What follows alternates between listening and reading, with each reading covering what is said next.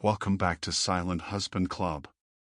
We've missed you, and we truly apologize for the long break in stories. From now on, we'll do our best to bring you a new video every single day. What if everything you believed about your marriage, your home, your wife, your life collapsed in a single evening? What if the betrayal came not from a stranger, but the person sleeping beside you for 10 years? This is not just a story. It's a reckoning. If you value raw, real stories like this one, please subscribe, hit the like button, and drop a comment below. Your support keeps this channel alive and helps others find us. We met at a bookstore. Yeah, I know, corny, right? But it wasn't. She was reaching for the same dusty old novel I had in my hand. We laughed, talked, and somehow, 5 years later, we were standing in front of our families, saying I do. Her name was Melissa, and for a long time, I truly believed she was the love of my life. Fast forward 10 years, and we had what many would call a perfect life. A home in the suburbs with white shutters and a swing on the porch. 2 beautiful kids, Chloe and Ben, 8 and 6. I worked in IT, Melissa worked in marketing. We juggled chaos with calm, school pickups with wine nights, bedtime stories with taxes. And yeah, like any couple, we had rough patches. But I always believed that we were solid. That we were on the same team. Then something started to change. Not overnight. Slowly. Almost quietly. Melissa started traveling more for work, or so she said. At first, I didn't think much of it. She'd always been ambitious, and I was proud of her. I even bragged to friends about how driven she was. But the trips became more frequent, and her behavior, distant. Her phone was always in her hand, even at the dinner table. She laughed at texts I never got to see. And when I asked what was funny, she'd just shake her head. Work stuff. I told myself not to overthink it. Told myself that stress does weird things to people. But deep down, something felt wrong. Off. Like a cold draft coming from a window you can't find. Then came the night it all broke open. Melissa was supposed to be on a 3-day business trip in Chicago. Chloe and Ben were with their grandmother, as they were every Thursday evening, giving us our usual night off. I had planned to spend it catching up on work, maybe even finally organizing the garage. But around 8 p.m., I got a call. It was her boss. He asked how she was feeling. I froze. Feeling? She's at the conference, isn't she? There was a pause long enough to set my skin crawling. She called in sick. She canceled the trip. I don't remember what I said next. I think I mumbled something about checking on her and hung up. My heart was thudding so loud I could hear it in my ears. I called her. Straight to voicemail. I opened her joint bank account, clicked through the latest transactions, and there it was, Redwood Inn. A local hotel, barely 15 minutes from our house. 2 nights. 1 room. I stared at the screen like it had slapped me. I didn't even put on a jacket. I just grabbed my keys and drove. The drive was a blur. My hands were shaking on the steering wheel.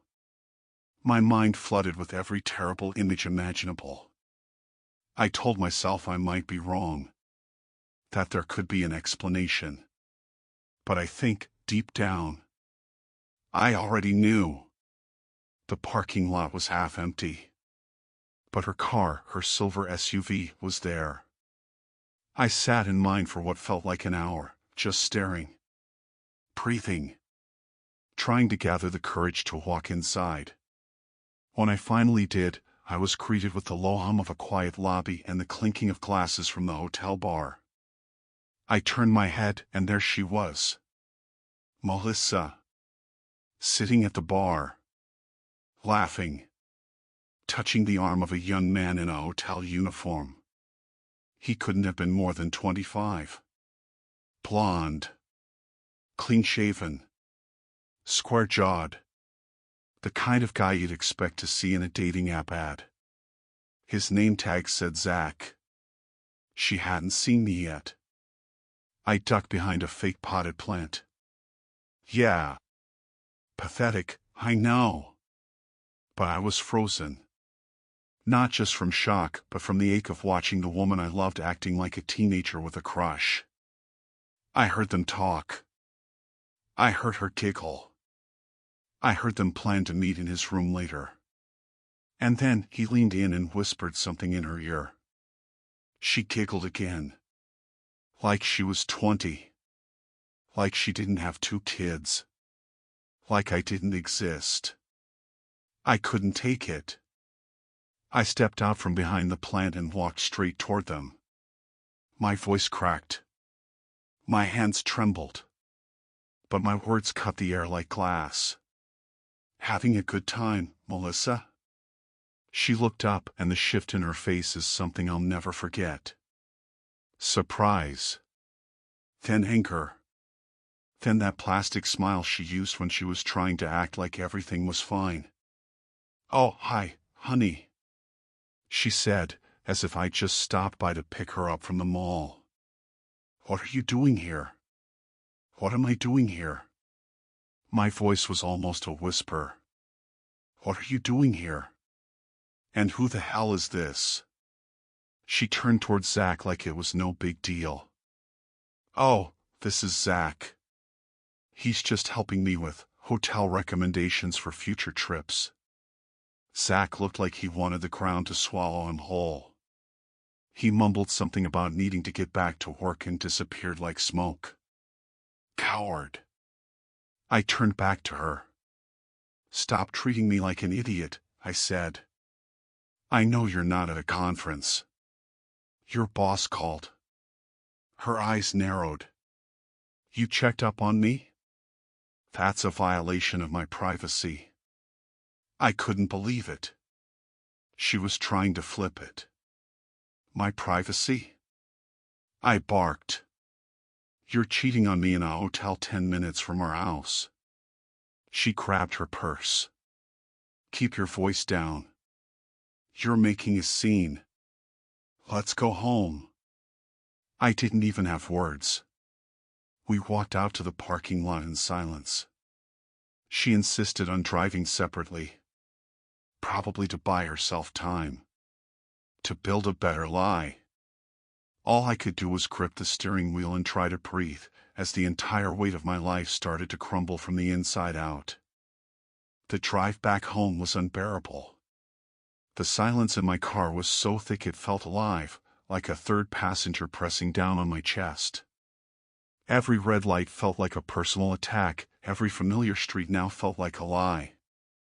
Melissa was somewhere behind me in her own car, probably rehearsing a new version of the truth. I didn't even glance in the rearview mirror. I didn't want to see her face. When I pulled into the driveway, the house looked normal. Lights off. Curtains drawn. Peaceful, even. But that peace was fake, just like everything else in our marriage now felt. The kids were still with her sister, thankfully. It was Thursday night, their usual sleepover. One small mercy. I stepped inside and immediately felt the coldness in the air, not from the temperature, but from the weight of what was about to happen. Melissa walked in behind me 5 minutes later, not even looking at me as she took off her coat and dropped her bag on the floor like nothing had happened. For a moment, I thought maybe she'd pretend again. Smile. Offer tea. But instead, she went straight into damage control. It's not what you think, she said, pacing the living room. Zach and I are just friends. I've been under so much pressure lately at work, and sometimes I just need space, okay? That's all this is. I let her talk. I didn't say a word. Just watched her. The same way I used to watch our daughter Chloe perform in school plays, hoping she'd remember her lines, waiting to see if she'd forget the next word. But this wasn't a child on a stage. This was my wife, unraveling a web of excuses so thin it was barely even worth the effort. "Friends?" I finally said. "You were planning to meet him in his room, Melissa. Are we really going to do this?" She stopped pacing. Her eyes locked on mine. And then something shifted in her face. The mask dropped. The act ended. "Fine," she spat. "You want the truth?" "Yes. I've been sleeping with Zach. But it's just sex. That's all it is. It doesn't mean anything." Those words hit like a freight train. Just sex. Just. As if our 10 years, our kids, our life were nothing more than background noise to our craving for something else. "How long?" I asked, voice low. She shrugged. Actually shrugged, like we were talking about what to have for dinner. "A few months. Maybe more. I don't know. But it's not serious. It's your fault too, you know. You've been so caught up in work, always tired, always distracted. When's the last time you made me feel wanted?" I stood there, stunned, trying to process not just the betrayal, but the cruelty of her logic. I had been busting my ass to provide for our family. Working long hours, paying the mortgage, staying up late with sick kids. And now that was being weaponized against me? My fault? I asked. "You're blaming me for you cheating?" Her eyes rolled. "Oh, come on, Mark. Don't act like you've been perfect. I'm sure the thought crossed your mind too. Don't pretend you've never looked at another woman and wondered. At least I had the guts to act on it." There it was. The last nail in the coffin. She wasn't sorry. Not really. She just didn't want to face the consequences. Her betrayal wasn't a moment of weakness, it was a choice. Repeated. Over and over again. "So what?" I said bitterly. "You were just going to keep sneaking around with him?" "Until what?" "I found out. Or you got bored?" She laughed. Not a happy laugh, a dry, cutting one. "Zach is more of a man than you've been lately. And yeah, I was planning to keep it going. You were never supposed to find out." And with that, something in me broke. A switch flipped. I turned around, grabbed my keys, and walked to the door. "Where are you going?" she called after me, her tone suddenly laced with panic. "Away," I said, barely recognizing my own voice. "I can't even look at you." Her voice followed me to the door like poison. "If you walk out now, don't bother coming back." I didn't answer. I just slammed the door behind me. I drove with no destination in mind. Just away. I passed gas stations, quiet neighborhoods, empty strip malls, none of it mattered. My thoughts were screaming, every word she'd said playing on a loop in my mind, just sex. Doesn't mean anything. Your fault. You were never supposed to find out. Eventually, I pulled into the parking lot of a 24-hour diner on the outskirts of town. I hadn't been there in years, but something about it felt detached from reality. Like the kind of place where no one would ask questions. I sat in the corner booth, ordered a coffee I didn't plan to drink, and stared at the swirling steam rising from the cup. For the first time since I walked into that hotel, I felt the crushing weight of what was happening. My marriage was imploding. My kids' world was about to change forever. And I didn't even know who I was anymore. Not a husband. Not really a father in this moment. Just a man sitting alone in a diner, trying to remember where it all went wrong. The coffee cooled. My phone buzzed. Dozens of messages.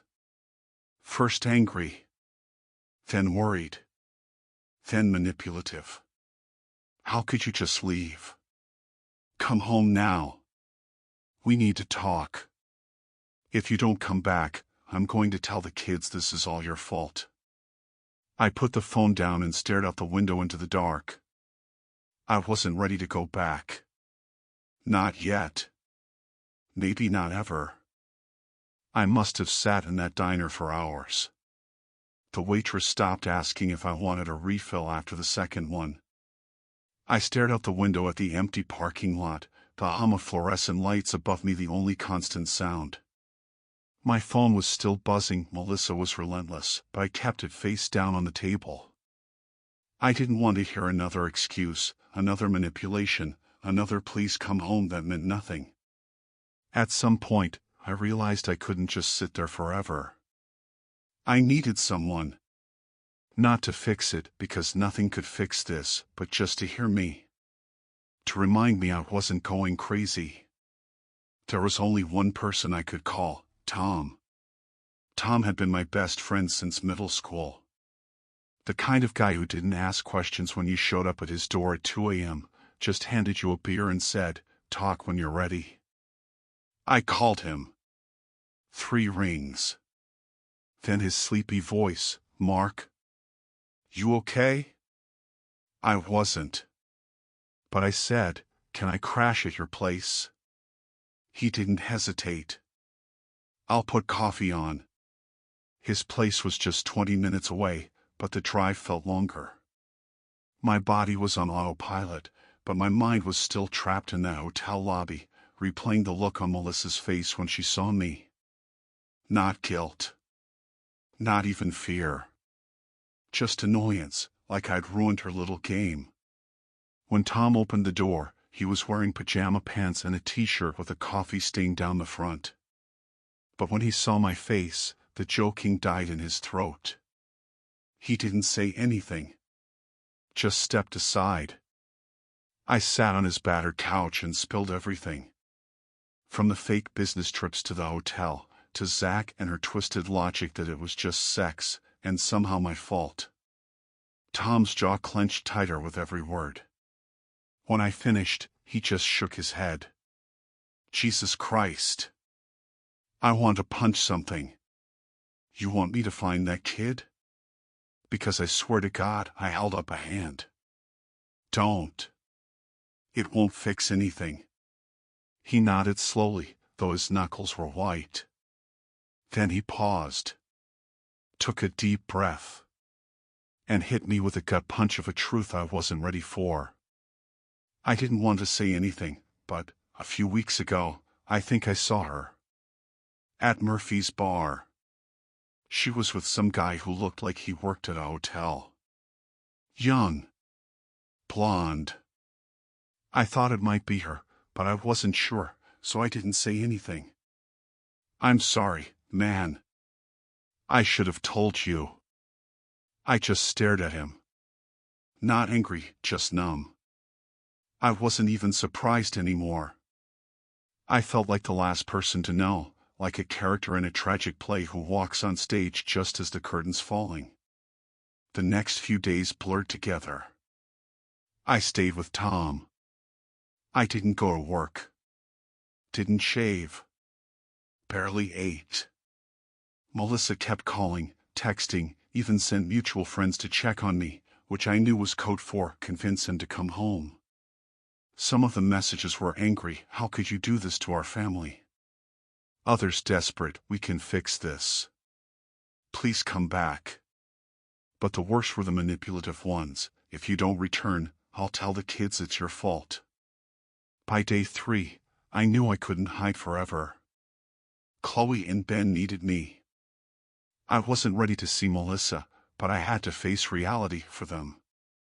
I told Tom I was going back. Just to talk. Just to figure out what came next. When I pulled into our driveway, I saw it. Zach's car. Parked right there. like it belonged. My heart pounded in my chest. My vision blurred with rage. Before I even killed the engine, I was out of the car and marching up the steps. I threw the door open. There they were. Melissa and Zach. On the couch. She jumped up like a guilty teenager caught sneaking out. "Mark, it's not what it looks like," she blurted, eyes wide. I laughed. A hollow, bitter laugh. "Really? You're going to say that again?" Zach stood, hands up, trying to play peacemaker. "Look, man, I'm sorry. I didn't mean for things to get messy." I snapped. The rage that had been building for days, hell, months erupted. I had him pinned against the wall before I even realized I'd moved. "Messy?" I growled. "You've been screwing my wife for months and now you think it's messy?" Melissa screamed.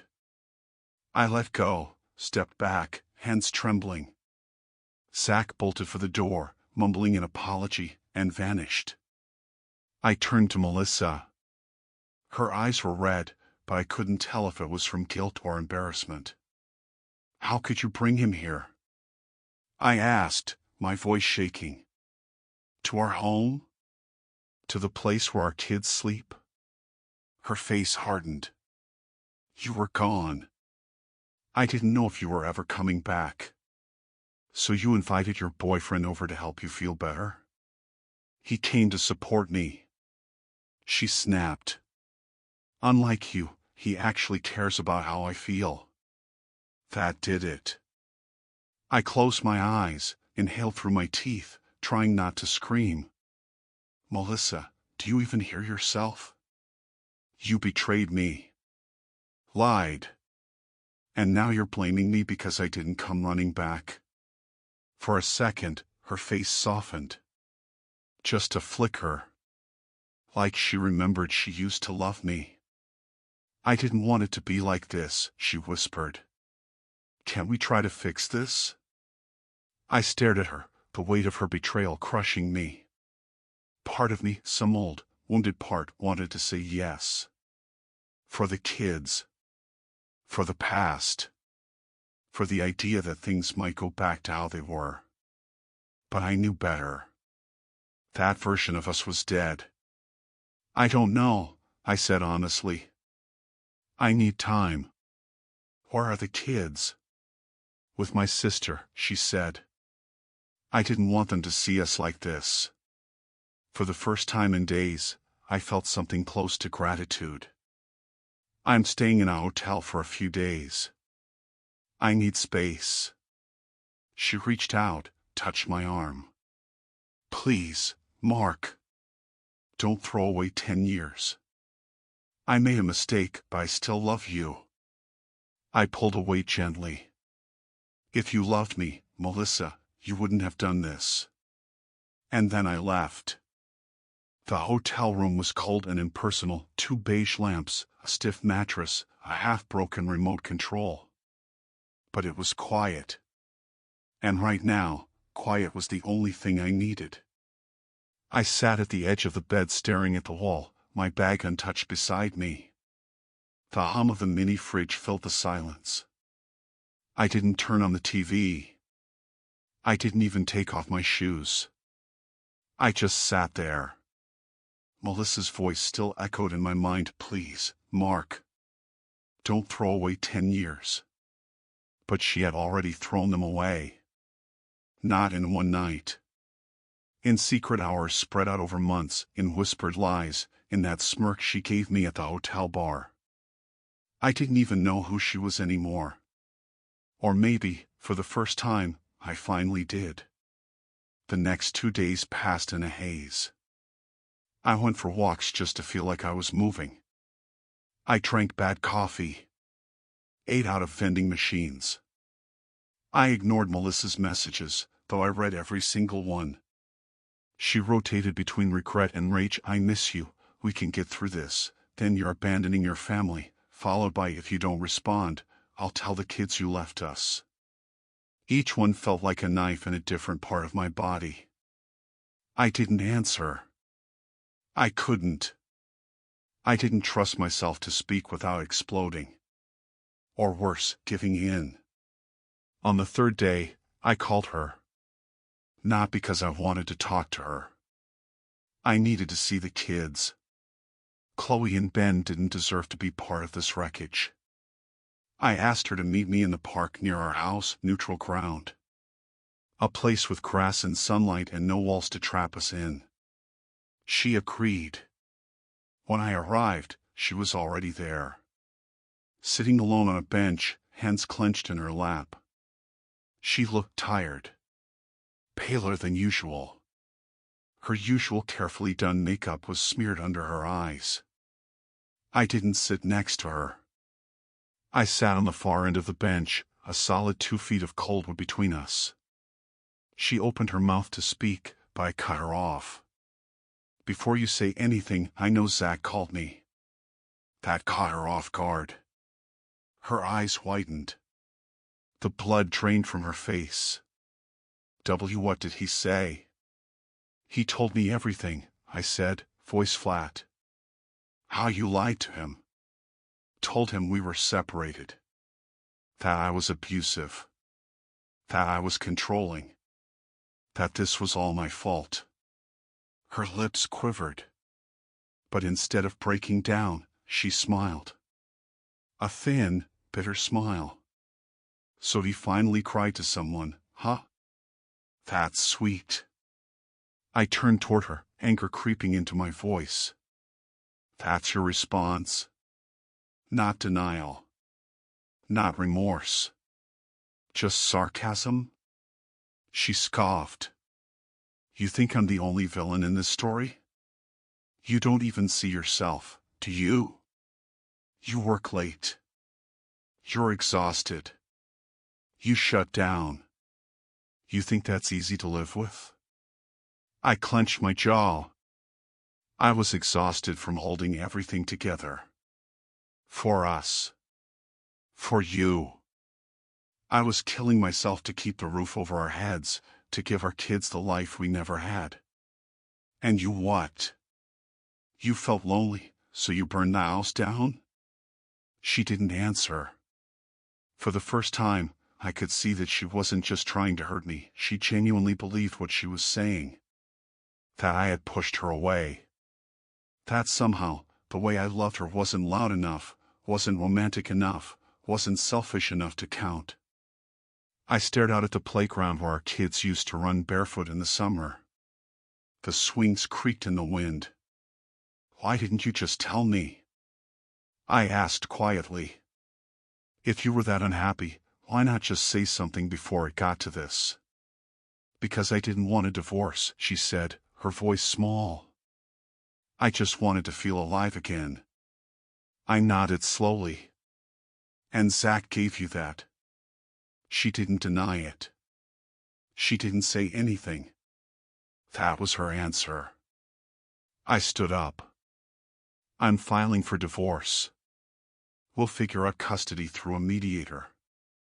But this, whatever this was, Melissa, it's done. Tears filled her eyes then. Real ones. But I couldn't trust them anymore. I had seen too much. Heard too much. Felt too much. Mark. I didn't want this to end like this. I looked down at her.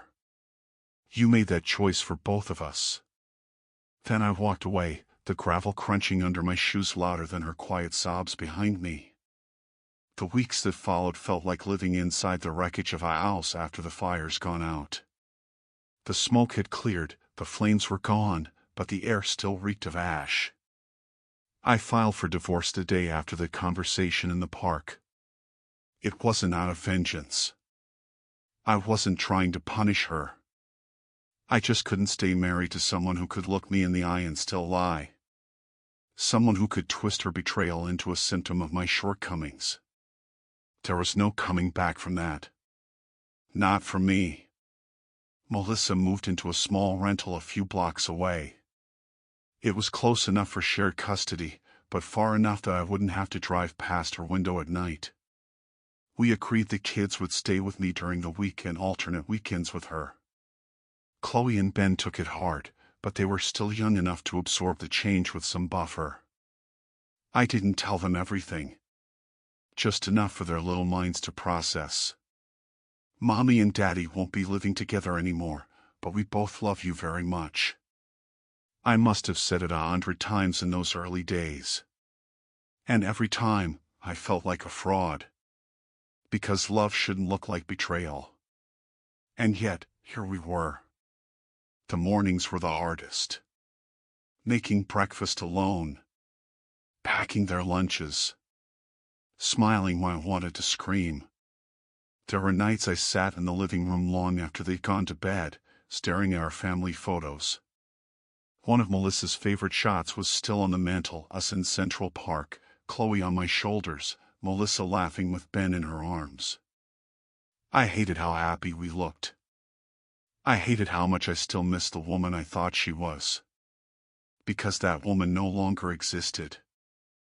I started therapy, mostly because Tom wouldn't shut up about it.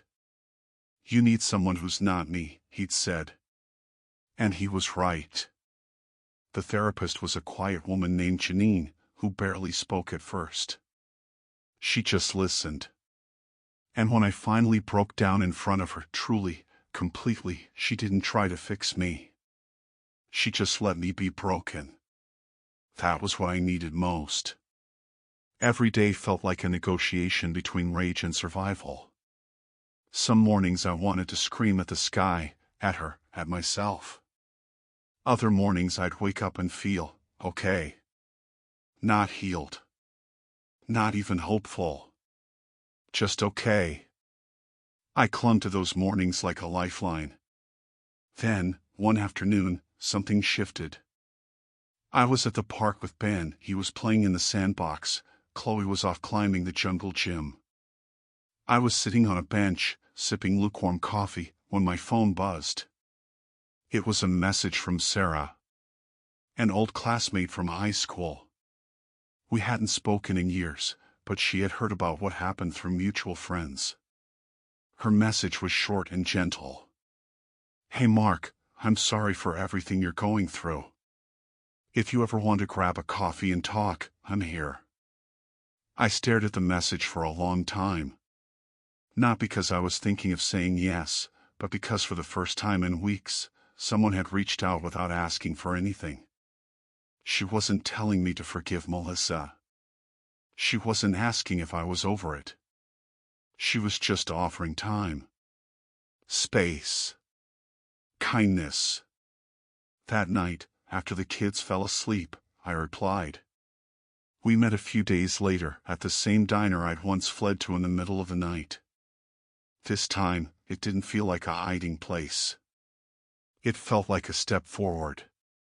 We talked about high school, about where life had taken us. We didn't mention the divorce, not much, anyway. Just two people, drinking coffee, trying to remember what it felt like to be normal. When I got home, I didn't cry. I didn't collapse. I sat on the couch and exhaled. For the first time since everything fell apart, I felt something I hadn't allowed myself to feel in weeks, a sense of beginning. A tiny, fragile beginning. But real. And then came the message from Melissa. Can we talk? I stared at the message for a long time. Can we talk? Just 3 words, but they held the weight of everything I'd been trying to escape. It wasn't the first time she'd reached out since the divorce papers were filed, but this time felt different. There was no anger in her tone. No guilt-tripping. Just quiet, tentative curiosity. A part of me wanted to delete it, pretend I hadn't seen it. But another part, some wounded, exhausted part, wanted closure. I needed to hear what she had to say, not because I wanted her back, but because I needed to know there wasn't another shoe waiting to drop. We met at the same park bench where I told her it was over. This time, the air was warmer. It was the tail end of spring. Kids laughed in the distance, birds chirped above, and the world moved on like nothing had ever happened. She arrived wearing a denim jacket I hadn't seen in years. No makeup. Hair tied back. She looked like someone I used to know, not the woman who had shredded my trust like paper. "I'm not here to ask for anything," she said before she even sat down. "I just needed to talk to you one last time." I nodded, giving her space to speak. I didn't interrupt. I didn't try to read between the lines. I just listened. She told me she was in therapy. That it had forced her to look in the mirror in ways she never had before.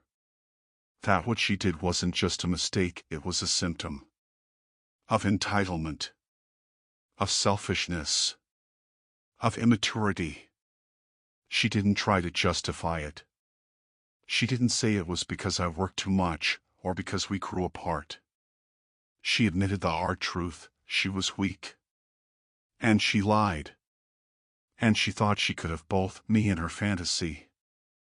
"I thought I was special," she said quietly, eyes downcast.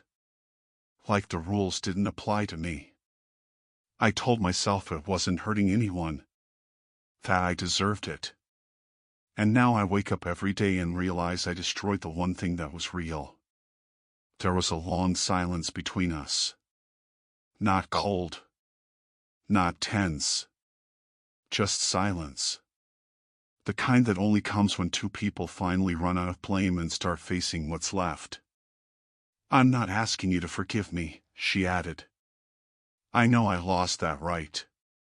But I wanted to say it. Out loud. To your face. Because you deserve that much." I exhaled, my shoulders finally loosening. For weeks I'd been carrying the weight of her denial, her excuses, her rewritten versions of reality. And now, finally, she had spoken the truth. I didn't know what to say. Not right away. But after a few moments, I found my voice. "You're right," I said. "I did deserve the truth. But not just now. I deserved it months ago. Before Zach. Before the hotel. Before you turned our life into something I didn't recognize. But thank you for finally saying it." She nodded, her eyes glassy. "How are the kids?" "They're okay," I said. "They miss you. But they're resilient. More than I ever gave them credit for." "I miss them too," she whispered. "More than I can explain." "You'll always be their mother," I said. "I'll never take that from you. But I can't give you more than that." "I know," she said. "I wouldn't even ask." We sat there a while longer, talking about logistics, birthdays, the upcoming school recital Chloe had invited us both to. It was strange, peaceful, almost. Like two coworkers cleaning up after a wreckage. We both knew something had ended. But we also knew something else had begun, something quieter, less fiery, but maybe more honest. As she stood to leave, she looked at me one last time. "Take care of yourself, Mark." "You too," I replied. "Really?" She walked away slowly, disappearing into the trees. I stayed on the bench a while longer. Watching the leaves move, the sunlight flicker, the world breathe. I wasn't okay yet. Not fully. But I could feel the fracture lines starting to settle. The bleeding had stopped. The wound was still raw, but it was healing day by day, breath by breath. When I got home that evening, Chloe ran to the door with a drawing in her hand. "Daddy, look. It's us at the beach." I looked down at the crayon figures, me, her, Ben, and Melissa. All smiling. Holding hands. I didn't correct her. I just kissed the top of her head and whispered, "That's beautiful, sweetheart." Because even after everything, I still wanted her to remember us that way. Thank you for watching. If this story touched you, shocked you, or simply made you think, don't keep it to yourself. Leave a comment, your thoughts, your story, your truth. Subscribe for more raw, real, and unforgettable confessions. And if this story made you feel seen, share it. Someone else might need to hear it too. You're not alone here. This channel is a safe space for those who've been betrayed, broken, and rebuilt.